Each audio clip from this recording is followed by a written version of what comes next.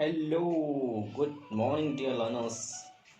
Welcome to our YouTube channel, Expert Learning at the rate NCERT Career Guidance, followed by Indian Constitution. So, dear learners, as we have started the series on the English learning program, that is online classes, we have started. Today is the second day, and today we will discuss on this vocabulary part 2. So let me start today's class. Before proceeding to today's class, let me discuss yesterday's task. Dear learners, started I gave you some task for homework. I hope you all have completed this task, and now I'm going to discuss it, and please match your meanings and the complete task of the study. So let me start. थोड़ा हिंदी में भी बोल लेते हैं। मेरे प्रिय छात्रों, साथियों एवं बंधुओं, कल का हमने क्लास लिया था शब्दकोश पे। अंग्रेजी के शब्दकोश सीखना उतना ही ज़रूरी है जितना कि आपको अंग्रेजी के बारे में जानना ज़रूरी है। जब तक आपको शब्दकोश नहीं पता होंगे, वोकैबुलरी नहीं पता होंगे, तब तक आप अंग्रेजी सीखने की कितनी भी कोशिश कर लेंगे, आप कमज़ोरी रहेंगे। इसीलिए हमने स्टार्ट किया है शब्दकोश सीखने से। डेली हम टास्क बनाएंगे कि डेली 10 शब्दकोश सीखें और साथ ही प्रैक्टिस करें पूरा दिन। और ये सिर्फ 10 शब्द नहीं होते हैं। आप देख रहे होंगे कि जब हम कोई शब्द पढ़ाते हैं, बताते हैं, तो उसके साथ साथ उसके इंग्लिश मीनिंग्स 3-4 तो इंग्लिश मीनिंग हो जाती हैं, और उसके सिनोनिम्स पे जाएंगे तो 2-3 सिनोनिम्स हो जाते हैं।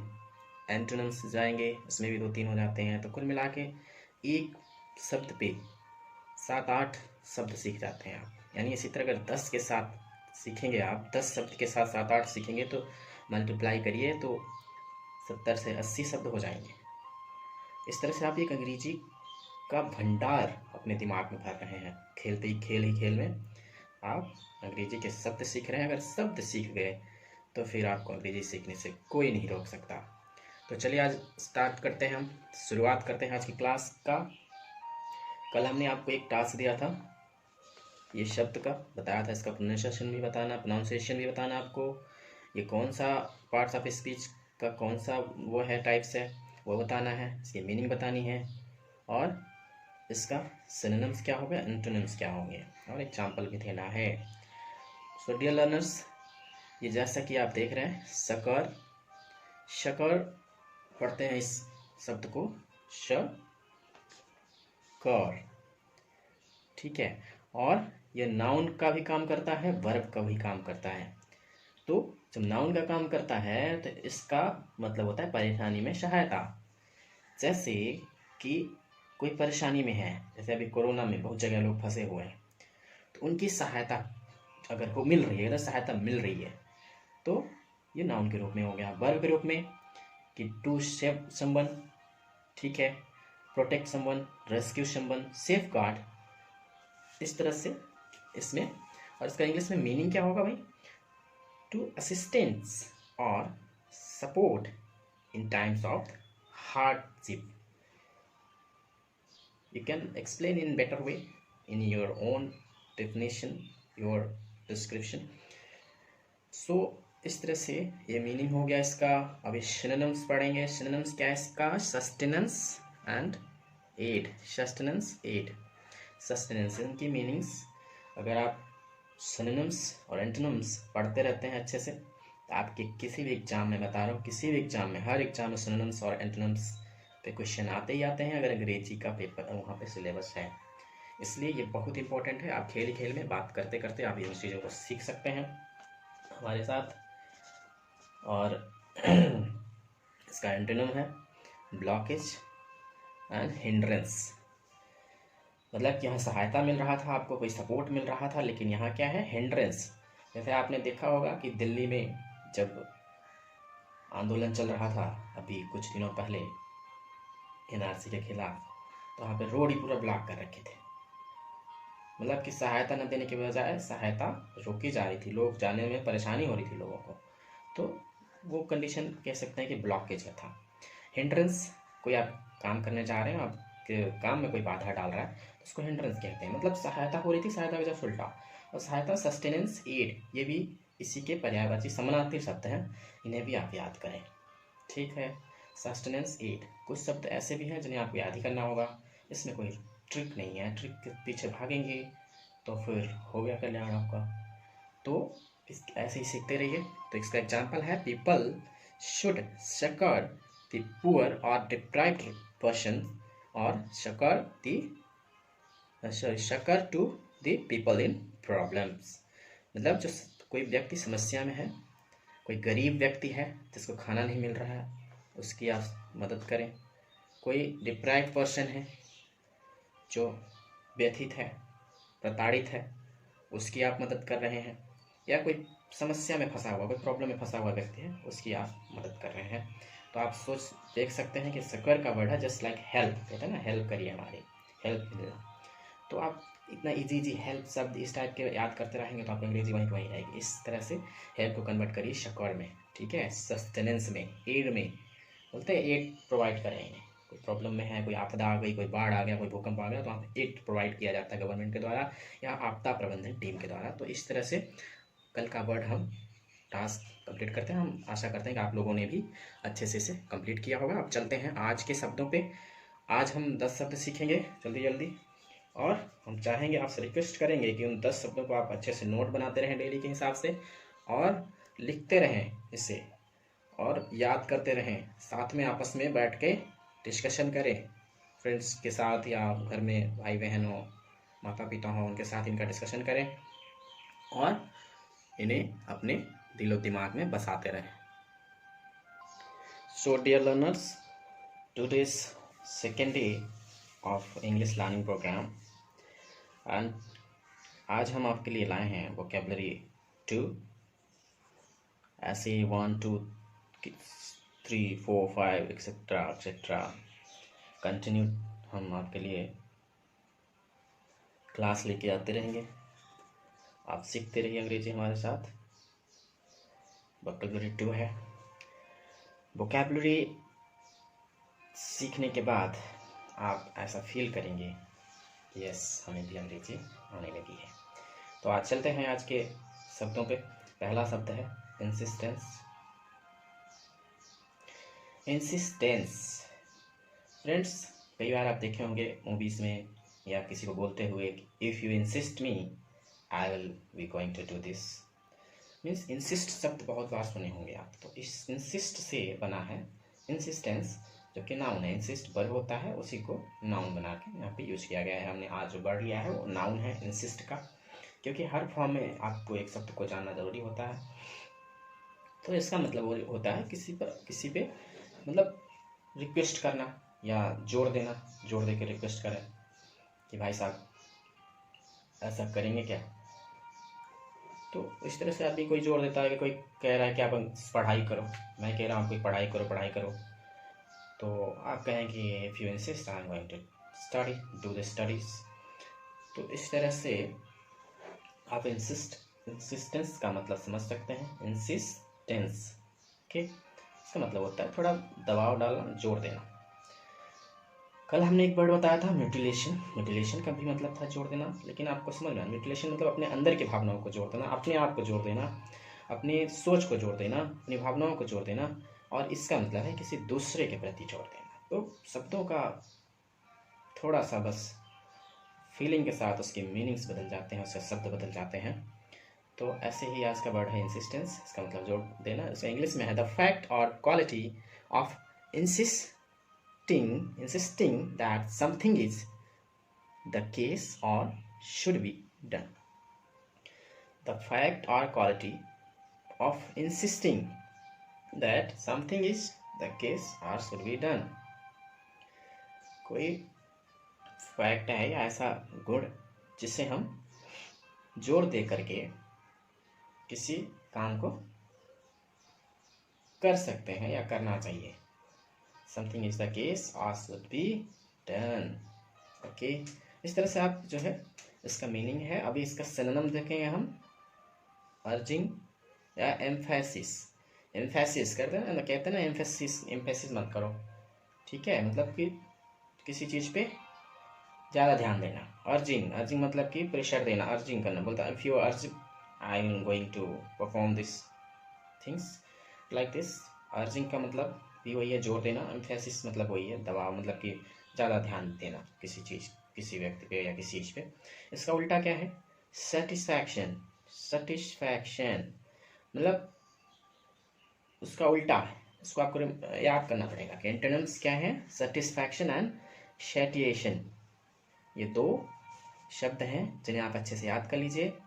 अब हम इसका एग्जाम्पल देख लेते हैं।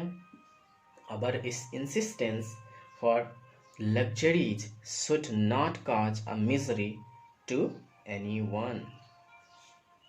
इस तरह से हमने अपना एग्जाम्पल बनाया है। Our insistence for luxuries should not cause a misery to anyone। हमारा जो ध्यान होता है लग्जरीज के लिए, मतलब लग्जरीज आप सुने होंगे शब्द, should not cause a misery to anyone। इस सेंटेंस का मतलब है कि अगर हम किसी चीज़ पे आवर इंसिस्टेंस, हमारा जो जोर है या ध्यान है किसके लिए? लग्जरियस मतलब लग्जरीज मतलब होता है जो हाई स्टैंडर्ड की जो खाने, मतलब कि रहने जीने की जो वस्तुएं हैं उनके बारे में हम कहते हैं, उनको हम लग्जरीज कहते हैं। लग्जरीज शुड नॉट कॉज मतलब किसी को कारण, किसी के लिए कारण नहीं होना चाहिए कि ये कष्ट बन जाए टू एनीवन, किसी के लिए कष्ट बन जाए, ऐसा नहीं होना चाहिए, ठीक है। और इंसिस्टेंस, हमारा ऐसा जोर नहीं होना चाहिए किसके लिए? लग्जरीज के लिए, कि जिसके कारण किसी को कष्ट हो। ओके, तो ये पहला शब्द हमारा अच्छे से समझ लिए हम। अब दूसरे शब्द पे चलते हैं। दूसरा वर्ड है निगेट। निगेट पढ़ते हैं इसे, निगेट। और इसका जो पार्ट्स ऑफ स्पीच का फॉर्म, ये वर्ब है, ठीक है, ये वर्ब है, इस पे ध्यान दें, वर्ब है। इसका मतलब है प्रतिवाद करना, make in effective, nullify. Okay, इसका मतलब है किसी चीज़ को, ये निगलेक्ट से बना है, जैसे मैंने बताया निगलेक्ट से बना है, तो इसका मतलब है कि किसी चीज़ को निगलेक्ट करना या किसी चीज़ को निगेट करना, मतलब जीरो की तरफ उल्टा ले जाना, उल्टा ले जाने के लिए फोर्स करना, ठीक है, किसी को निगेट करना या उसका विरोध करना, ठीक है। इसको मेक इनइफेक्टिव और नलीफाई से नलीफाई करना, यानी किसी अच्छी चीज़ को खराब करना, ठीक है। इसका सिनोनिम्स है एनिहिलेट मतलब होता है एनिहिलेट या डिसअलाउ, ठीक है। एनिहिलेट यानी विरोध करो, या डिसअलाउ किसी चीज़ को डिसअलाउ कर देना। ओके, जस्ट उसका एंटोनिम अगर बोले तो मतलब विपरीत शब्द क्या होगा? अलाउ और असिस्ट। ओके, अब इसका अगर हम वो एग्जांपल बनाएं, इसका यूज कैसे करेंगे, तो वो हम देख लेते हैं। The criminal will negate all charges if you fail to prove him guilty. के अपराधी जो है आपको भी गलत साबित कर देगा, निगेट कर देगा, आपको खराब, आपकी छवि खराब कर देगा अगर उसके सारे charge fail to prove him guilty. उसको खुद अगर हम फेल हो जाते हैं उसको गिल्टी साबित करने में, तो आपके सारे चार्जेस जो हैं क्या हो जाएंगे? निगेट हो जाएंगे, बेकार हो जाएंगे, जीरो हो जाएंगे, नलीफाई हो जाएंगे। तो इस तरह से दूसरा शब्द भी हमने सीख लिया। अब तीसरे शब्द की तरफ चलते हैं। लिखा क्यूयर। क्यूयर क्यूयर क्यूयर शब्द है जो कि एडजेक्टिव है आपका, ठीक है, एडजेक्टिव है ये क्यूयर। इसका मतलब है विचित्र, अबनॉर्मल थिंग्स, कोई अबनॉर्मल हो जाए, पागल हो जाए, ठीक है, अबनॉर्मल बिहेव करे, जो नॉर्मल से अलग हो, उसको क्यूयर कहते हैं, ठीक है। तो क्यूयर का सिनोनिम्स है इरोटिक और वर्ड, ठीक है। तो पढ़ना भी आना चाहिए, बार बार मैं बोल रहा हूँ ताकि आप भी इसे हमारे साथ पढ़ें। वर्ड और इरेटिक मतलब कहते हैं ना इरेटिक बिहेवियर या वर्ड बिहेवियर, इस तरह से क्यूएर के समानार्थी शब्द हैं। और इसके एंटोनिम्स क्या होंगे? एंटोनिम्स होंगे सेंसिबल और साउंड। सेंसिबल और साउंड ये उसके जस्ट उल्टा है। बेकार था, विचित्र था, पागल था, कुछ काम नहीं करा, अब नॉर्मल था, अभी नॉर्मल हो गया, सेंसिबल हो गया, काफ़ी समझदार हो गया। साउंड मतलब कि काफ़ी बुद्धिमान हो गया। ठीक है। साउंड एंड अनसाउंड का मतलब होता है, अनसाउंड मतलब कि कोई विचित्र व्यक्ति जो कि पागल हो चुका है, और साउंड मतलब उसका जस्ट उल्टा है, अनसाउंड का उल्टा साउंड मतलब कि सही व्यक्ति। ठीक है। इसको हम एग्जाम्पल में यूज कर लेते हैं, एग्जाम्पल बना के।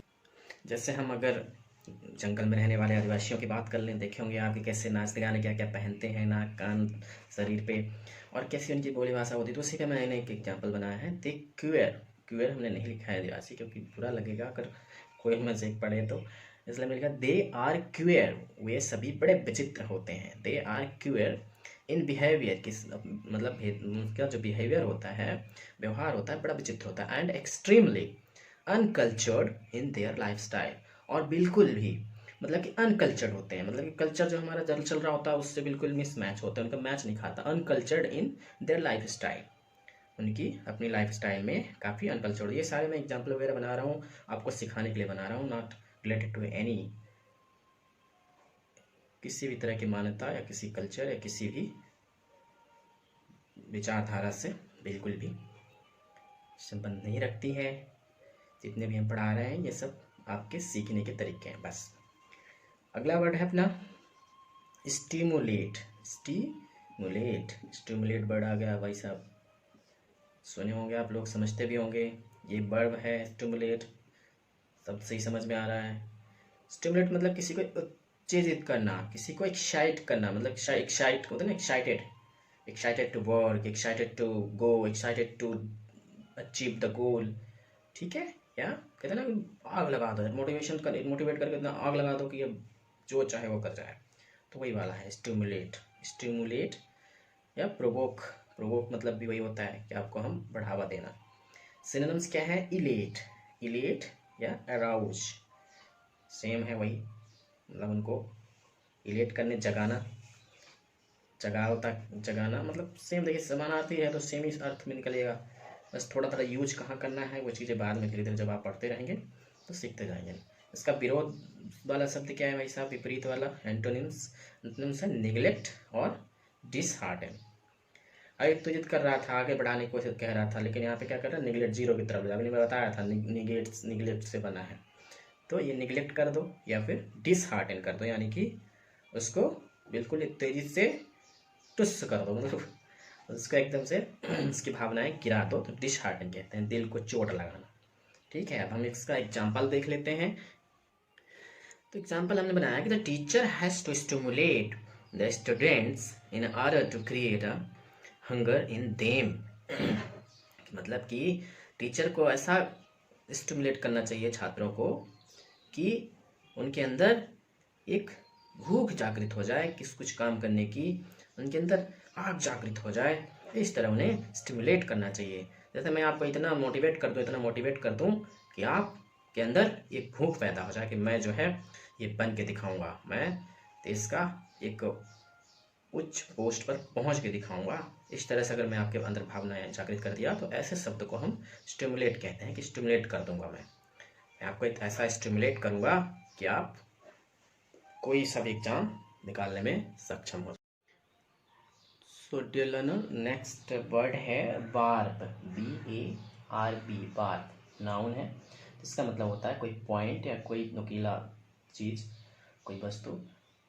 जैसे इसका हिंदी है मतलब कांटा, कांटा मतलब कांटा जो लगता है, चुभता है पैरों में, वही वाला कांटा। और अब मैंने बताया था कि आप खुद जानते हैं कि अंग्रेजी के जो शब्द होते हैं वो कई जगह पे उसका मतलब फीलिंग के हिसाब से, प्लेस के हिसाब से कहाँ पे इस्तेमाल हो रहा है, थोड़ा बहुत इधर उधर मतलब चेंज होता है। तो ऐसा नहीं सोचिएगा कि इसका मतलब तो ये होता है, इसका मतलब तो ये होता है, लेकिन उसी से ज़्यादा इधर उधर नहीं होता। ये नहीं कि कांटा का बाद पत्थर हो जाएगा, नहीं, उससे रिलेटेड ही वो रहता है। तो उन सभी स्टूडेंट्स के लिए जो अभी चेस सीख रहे हैं उनके लिए था ये बेसिक चीज़ें। तो कांटा, इसका सिनोनिम्स क्या है? सिनोनिम्स है prickle, prickle, prickle, prickle, prickle और प्रोंग, PRONG, प्रोंग, प्रोंग, ये सब इनके सिनोनिम्स हैं। प्रिकल यानी कोई नुकीला चीज, जैसे तीर का नुकीला चीज होता है ना, जिससे आप रामायण देख रहे होंगे, उसमें राम जी जो तीर मारते हैं उसका नुकीला भाग जो जाकर चुभता है वो उसको बोलते हैं प्रिकल या प्रोंग। ठीक है, अब इसका एंटोनिम्स क्या होंगे, विपरीत शब्द, काइंडनेस या प्रेज। वही था, मतलब कि अगर किसी के दिल में आप कांटा चुभा रहे हैं ना, अब तीर ना मारो हमारे दिल पे, तो तीर मारे यानी आपको उसको आप एक दर्द दे रहे हैं उससे, तो उसका जस्ट उल्टा क्या होगा, दयालुता। दर्द नहीं देंगे, दया देंगे, दयालुता करेंगे, तो दैट इज काइंडनेस। और प्रेज, प्रेज यानी प्रशंसा करना। अभी हम कुछ बोल के दर्द दे रहे थे, अभी प्रेज करके उसको खुश करेंगे। हमने एग्जाम्पल बनाया है, watch out for barbs as they can hurt you badly. मतलब आप जो कांटे देख के चले, ठीक है, एज दे कैन, अथवा वे जो है आपको हर्ट कर सकते हैं बहुत बुरी तरह। इसलिए ये पहला 5वां शब्द खत्म हुआ, आप सीख चुके हैं। अब चलते हैं अगले शब्द पे, यह है रिसीड, रिशीड, RECEDE, रिशीड बोलते हैं इसको। ये भी वर्ब है।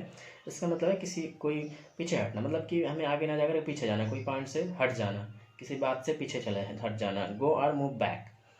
ठीक है, इसका सिनोनिम्स है अबेट या रिग्रेस, मतलब रिग्रेस, हम अब रिग्रेस करेंगे, मतलब कि पीछे हट जाना, अबेट हो जाना। ठीक है, तो ये होगा सिनोनिम्स। अभी एंटोनिम्स देखते हैं। एंटोनिम्स है इंक्रीज, अभी पीछे हट रहे थे, हम आगे बढ़ेंगे, एक्सटेंड, आगे बढ़ाना। तो इस तरह से एंटोनिम मतलब उसका उल्टा। इस तरह से आपको शब्दों को सीखना है। ठीक है, इसके एग्जाम्पल ले लेते हैं। The cabinet will recede more and more from our principal our parties. ठीक है, जो कैबिनेट है, कैबिनेट मतलब क्या होता है, कैबिनेट मतलब जो मंत्रिमंडल होता है आपका, वो मंत्रिमंडल will recede more and more from our principal और पार्टी। वो अपने सिद्धांतों और दल से पीछे हट रहा है मंत्रिमंडल। तो इस तरह से आप इस्तेमाल कर सकते हैं शब्दों को। ठीक है, 7वां वर्ड है आपका वांटन, वांटन, वांटन आप पढ़े होंगे, वांट, वांट से ही बना वांटन। ठीक है, वांटन लगा देने से ये वांट का जस्ट समझ सकते हैं कि वांटेड मतलब होता है कि चाह रखना, लेकिन यहाँ पे इसका शब्द वांटन लगा देने से थोड़ा अर्थ अलग है। इसका मतलब है आवारा, पागल, मतलब कि बेवड़ा टाइप का आदमी, पगला टाइप का आदमी। इस तरह से मतलब कि जो मतलब कि एक्स्ट्रा बिहेव कर रहा हो, या गुंडे टाइप के लोग जो होते हैं, तो उनको कह सकते हैं बैंटन पीपल। ठीक है, तो इसका मतलब एक्स्ट्रा वैगेंट, इसका है इन इंग्लिश मीनिंग एक्स्ट्रा वैगेंट, या सिनोनिम्स है लस्टफुल, लस्टफुल मतलब कि बिल्कुल से गिरा हुआ इंसान। आउट नेक्स्ट है आउटरेजियस। ठीक है, आउटरेजियस, ये सब सिनोनिम्स हैं वांटन के। मतलब है कि कोई आवारा, बिगड़ा हुआ, खराब इंसान। ठीक है, या कोई हमारा डॉग्स होते हैं, मतलब किसी पे भी इस्तेमाल कर सकते हैं ऐसे वांटन एनिमल्स। ठीक है, इसका एंटोनिम्स है गुड मोरल, मतलब अच्छा। अभी हमने उसको बोला था बहुत बेकार है, अभी अच्छा बता रहे हैं, उसका जस्ट उल्टा गुड और मोरल। इस तरह से याद करना बहुत ज़रूरी है आपके एग्जाम्स के लिए, आपके नॉलेज के लिए, हर तरह से इम्पोर्टेंट है ये शब्दों का ज्ञान होना। ठीक है, तो हमने इसका जो एग्जाम्पल बनाया है आपके लिए, ये क्या है, बिटवीन 1868 एंड 1872, ये 1868 से लेकर 1872 के बीच में, they added 10 millions by wanton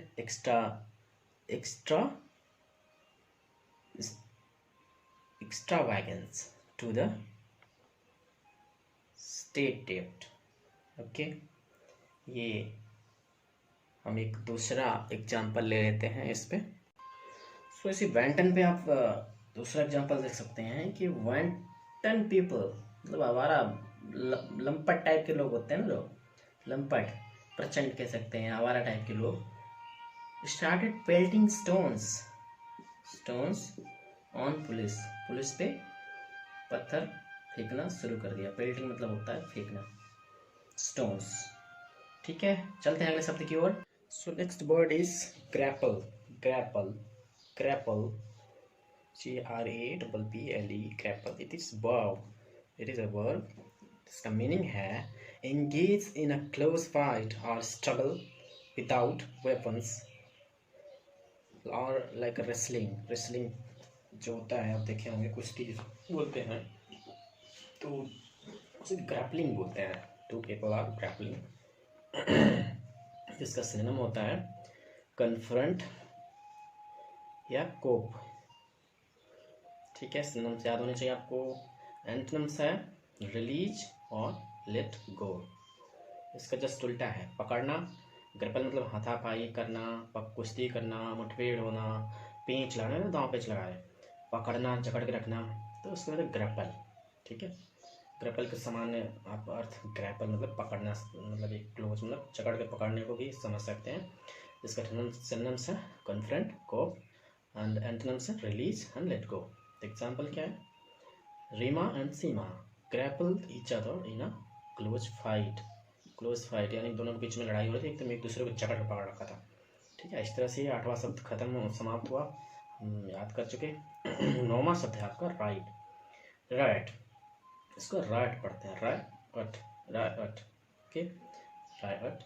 right को हम, ये नाउन है, हिंदी में कहते हैं उपद्रव। जैसे उपद्रव वगैरह होते हैं, बलवा, कोलाहल होता है।